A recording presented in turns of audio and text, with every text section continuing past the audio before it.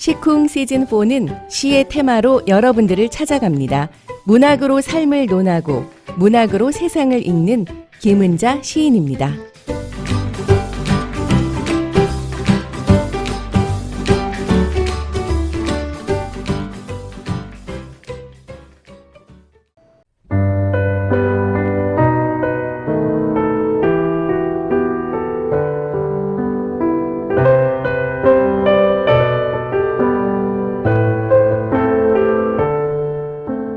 온 세상이 푸른 편지를 쓰는 것 같은 6월입니다.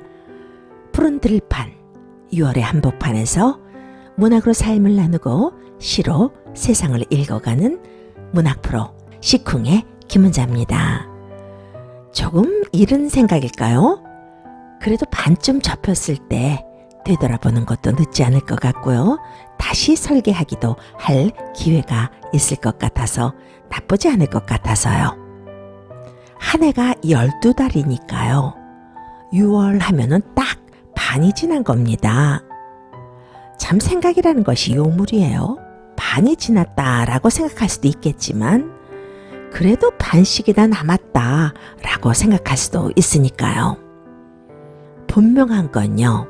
나를 둘러싸고 있는 모든 것이 고맙고 또 그 속에 내가 존재하고 있다는 것, 또 내가 있는 현재가 소중하다는 것, 그래서 오늘 하루도 선물이라는 겁니다. 여러분들은 6월에는 어떤 생각을 하시는지요? 창포꽃 피어있는 웅덩이에 소나기가 쏟아지면 비 피하느라고 앵두 따던 손을 멈추고 고무신 신고 언덕길을 뛰었다는 분도 있던데요. 앵두, 살구, 시큼한 자두, 그런 것들이 생각나는 6월이네요. 그런가 하면요. 한국인들에게는 잊을 수 없는 6.25 전쟁이 있습니다. 참 그 시대의 부모님들 얼마나 힘들었을까요? 나라를 위해서 희생한 숭고한 정신들. 참 여러 가지 생각을 하게 하는 6월이네요. 그런 6월에 시를 읽고 나누는 자리에 우리 모두 모여 있습니다. 초록만 있는 곳에서 꽃을 보는 그런 느낌이라고 할까요? 어떤 사람들은 자기계발서 같은 실용서적도 참 읽기 힘든 세상인데요. 시를 굳이? 라고 하는 분들도 있을 겁니다. 정신없이 돌아가는 현대사회에서 시는 느림의 미학입니다. 바쁘게 사는 현대인들이 시를 읽어야 하는 것은요. 여유 넘치는 사람이나 가능한 일이라고 생각하는 분들이 있을지 모르겠지만 시를 읽으면 바쁘게 뛰어가느라고 읽지 못한 것들을 읽을 수 있고 보지 못한 것들을 볼 수가 있다는 겁니다. 시를 읽으면 정서적으로 충만한 기분도 들고요. 사회에 찌들어가는 기분이 들 때가 있죠. 살다 보면. 그럴 때 시집 한 권 읽으면요. 조금이나마 마음이 안정이 된다고들 합니다. 시는 짧은 문장으로 긴 울림을 주는 문학입니다. 삶의 근본, 그 의미를 되돌아보게 하기도 하고요.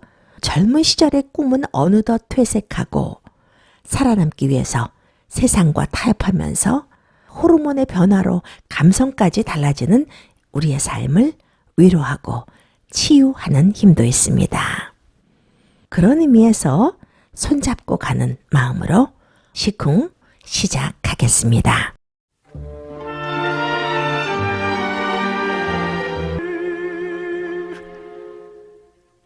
시쿵 시즌4는 테마의 시들로 여러분들과 함께하고 있습니다. 그동안 많은 주제의 시들을 여러분들에게 저희 해설과 더불어서 소개해드렸는데요. 6월의 테마는 꽃입니다. 시에서는요, 꽃이 보이는 꽃이 아니다 라는 생각으로 시를 대하면 폭넓게 시를 이해할 수 있을 겁니다. 꽃에 대한 시가 많이 있습니다. 사랑이라는 테마 다음으로 시인들이 가장 많이 노래한 주제가 꽃이 아닐까 합니다. 꽃이라는 전반적인 주제로 시를 쓴 시인이 있는가 하면요. 또 어떤 한 꽃을 규정해서 노래한 시들도 많이 있습니다. 이 시간에는 시의 영역을 좀 넓히는 의미로 그 두 방법을 가리지 않고 여러분들에게 소개해 드리려고 합니다. 꽃을 소재로 한 시들도 역시 마찬가지고요. 오늘 첫 번째 소개해 드릴 시는요. 바닷가 우체국이라는 시를 초창기에 써서 정말 한국인들의 서정을 사정없이 뒤흔들어준 시인이죠. 안도현 시인의 꽃이라는 시입니다. 감상 및 해설 나누기로 하겠습니다. 여러분들이 잘 아는 김춘수의 꽃이라는 시가 있는가 하면은요. 안도현의 꽃도 있습니다. 자신의 골문 상처를 다시금 들여다보게 하는 시죠. 맞는 말이에요. 꽃이라는 것이 바깥으로 내어 뱉어내지 않으면 고통스러운 것이 몸속에 있기 때문에 꽃이 피는 것이 아닌가 하는 생각이요. 꽃이 상처라는 말입니다. 살면서 우리가 접하는 크고 작은 상처들, 때로는 친구에게, 때로는 가족에게, 때로는 믿었던 사람에게, 사랑하는 사람에게 받은 상처들, 다 나중에는 향기가 되는 상처이기도 하겠죠. 꽃나무는 꽃을 피워야 한다는 게 괴로운 것이다. 제가 개인적으로 꽃을 키우는 것, 그런 걸 좀 좋아합니다. 꽃 중에서도 꽃이라고 하는 장미를 오랫동안 키워봤어요. 5월 중순부터 말이 되면 정말 만개를 하는데요. 왜 장미가 꽃 중에 꽃이라고 하는지 알 것 같더라고요. 그런데 6월이 되고 이맘때쯤 되면 꽃이 지면서 장미를 가지치기를 해줍니다. 가지치기를 하면서 깨닫는 것이 많이 있습니다. 아, 얘가 꽃을 피워야 한다는 게 괴로웠었구나. 약간 시들한 꽃 보면 펴 있는 것을 보기 위해서 놔두는 것이 아니라 그래, 이제 그만 힘들어해라 라는 말이 절로 나오면서 잘라주게 됩니다.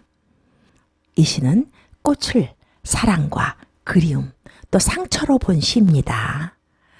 꽃대가 꽃을 피우는 일이 너무 힘들어서 꽃대를 세차게 흔든다 라는 시기에서는요. 힘든 역경을 지나가는 인간의 모습이 담겨 있어요. 우리도 그렇잖아요. 힘든 일이 있으면 견뎌내려고 온몸을 다해서 이를 악물고 그 시간을 버텨내려고 얼마나 애쓰면서 삽니까?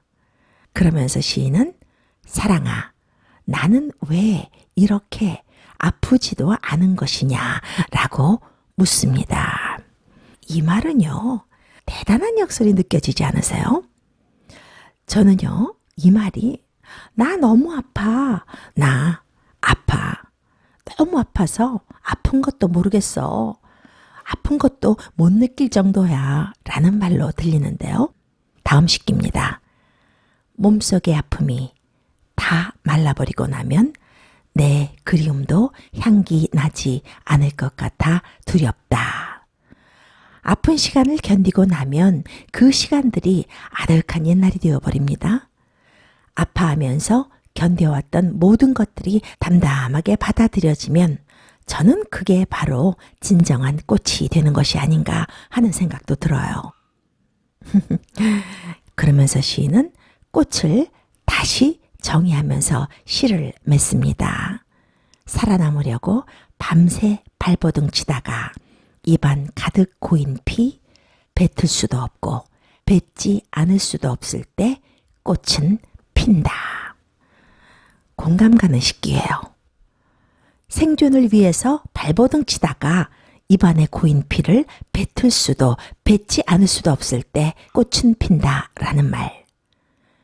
자신의 흔적이 유일하게 밖으로 드러난 미궁의 상처가 꽃인데요. 그것으로 인해서 향기를 풍기는 것이 또 꽃이기도 합니다. 과연 우리는 아주 힘든 일을 지나고 나서 향기를 피울 수 있을까 혼자 자문해 봅니다. 꽃을 상처로 볼 때요. 상처는 드러날 때 아름다움도 추함도 동시에 드러나는 것 같습니다. 역시 시의 힘은요. 대상을 다른 눈으로 볼 때 이루어지는 것 같아요. 많은 분들이 김춘수의 꽃을 많이 알고 듣고 해서 그런지요. 안도현 시인의 꽃은 확실히 다르게 다가온다고 합니다. 안도현 시인은요, 아름다움의 상징인 꽃에서 고통과 괴로움을 포착했어요. 또 그 포착은 아름다움에 대한 안도현 시인만의 정의이기도 하고요. 고통스럽기 때문에 표출될 수밖에 없는 것. 그것이 아름다운 일이고요. 아름다움은 어떤 균재나 화려함에서 오는 것이 아니다. 보기를 피하는 그 어떤 것으로부터 아름다움은 온다 라는 생각을 해보게 됩니다. 모든 상처와 고통이 아름다움을 꽃피우지는 않습니다. 상처 속에 사랑, 고통 속에 인내, 그런 것들이 향기가 되는 것이 아닌가 하는 생각을 해봅니다. 안도현 시인에게는요, 꽃이 부드럽고 예쁜 표상이 아닙니다. 자기 몸을 세차게 흔들면서 살아남으려고 밤새 발버둥치다가 입안 가득 고인 피, 강렬한 피냄새였네요. 비릿한 피냄새, 좋은 꽃향기로 변환시키는 것이 우리의 몫이기도 하겠죠. 시인은 향기롭게 삶의 격정과 고통을 표현하고 있는 꽃을 보면서 자신의 사랑이 저 꽃만치 아프지 않은 것은 아닌지, 상처가 향기가 나지 않는 것은 아닌지 생각해 보라고 우리에게 말해주고 있습니다.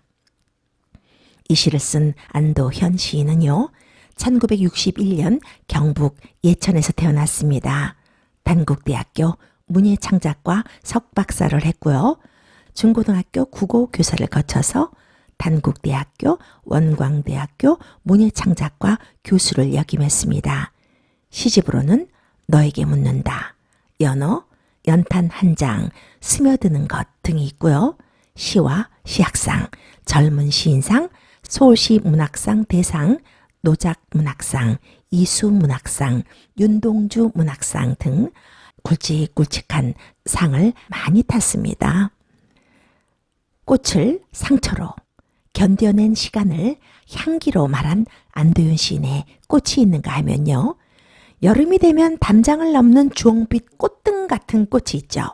능소화. 많은 분들이 좋아하는 꽃인데요. 능소화라는 시를 통해서 걸쭉하게 삶을 고발한 시가 있습니다. 이원규 시인의 능소화라는 시인데요. 낭송 듣고 돌아오겠습니다. 낭송은 제가 하겠습니다.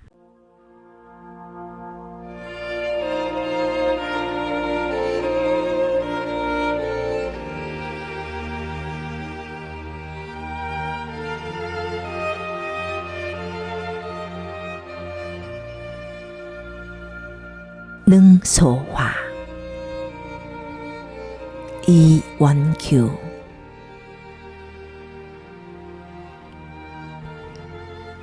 꽃이라면 이쯤은 돼야지.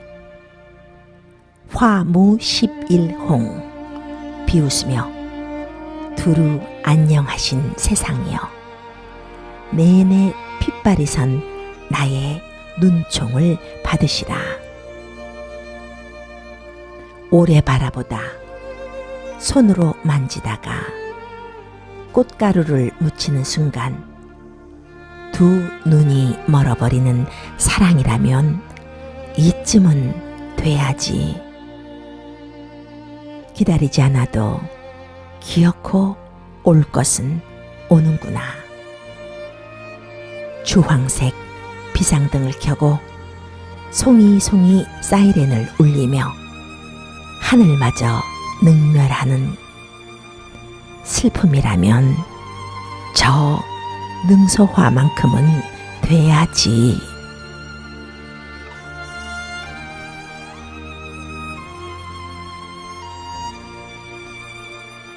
옛날에 말입니다. 소화라는 예쁜 궁녀가 있었다고 합니다. 임금의 사랑을 받게 되어서 빈의 자리에 올랐다고 하는데요. 그런데 빈에 오른 후 임금이 빈의 처소에 찾아오지 않는 거예요. 다른 빈들의 시샘과 음모에 밀려난 소화는 임금님 오기만을 애타게 기다렸다고 합니다. 담 옆을 서성이면서 담 너머로 눈길을 보내면서 하루하루 애를 태우는 사이에 세월은 가서 담가에 묻혀서 내일 오실지도 모르는 임금님을 기다리겠노라 라는 유언을 남기고 쓸쓸히 죽었다고 합니다. 더위가 기승을 부리던 어느 한여름인데요. 모든 꽃과 풀들이 더위에 눌려서 고개를 떨굴 때 비내 처소를 둘러친 담을 덮으면서 주홍빛 꽃이 넝쿨을 따라 피어났는데요. 그 꽃을 능소화라고 이름 지었다는 전설이 있습니다. 능소화는 키가 10m까지도 자란다고 합니다. 그래서 이 꽃을 하늘 높이 오른다고 해서 능소화, 하늘을 능멸하다라는 의미로 하늘을 이기는 꽃이라고 한답니다. 시인은 이 능소화를 오래 피는 꽃, 그리고 사랑을 그리워하는 꽃으로 풀어냈죠.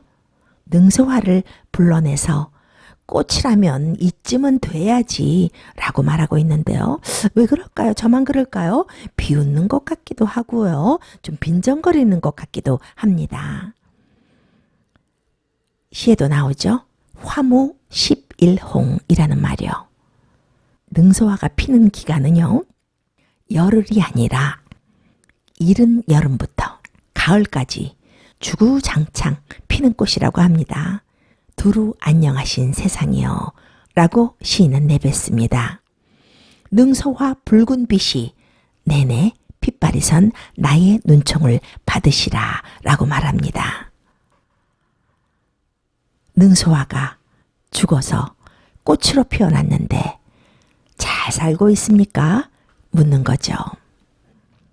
그런 능소화도 그래도 죽어서라도 피려고 꽃으로 피어났는데 당신은 잘 살고 있습니까? 라고 묻는 거겠죠.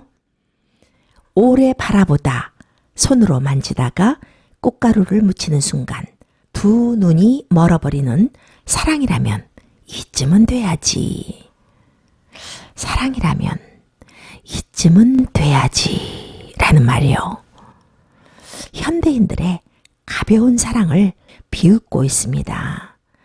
이 말에서는요. 좀 전에 들려드린 능소화에 얽힌 궁녀 이야기가 지나가요. 기다림에 지쳐서 죽은 그녀, 독이 올랐을까요? 오래오래 바라보다가 손으로 만지다가 꽃가루를 묻히는 순간 두 눈이 멀어버린다는 능소화. 능소화 꽃가루가 눈에 들어가면 눈이 먼다는 말도 있습니다. 이 말은요. 감히 사랑을 논해? 사랑이라면 그런 능소화처럼 그렇게 독한 사랑쯤은 해야 사랑이지 라는 말입니다.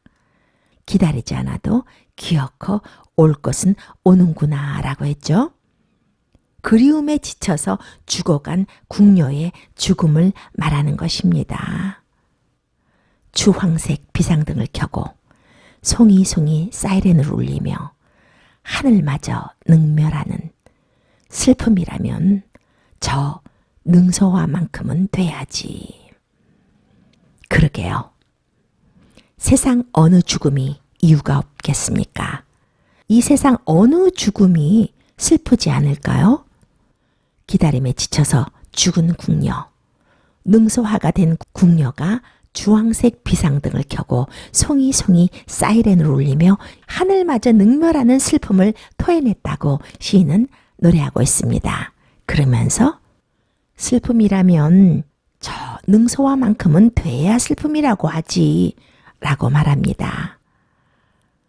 능소화는 100일이 넘게 피고 지는 꽃입니다. 그러니까 석 달이 넘네요.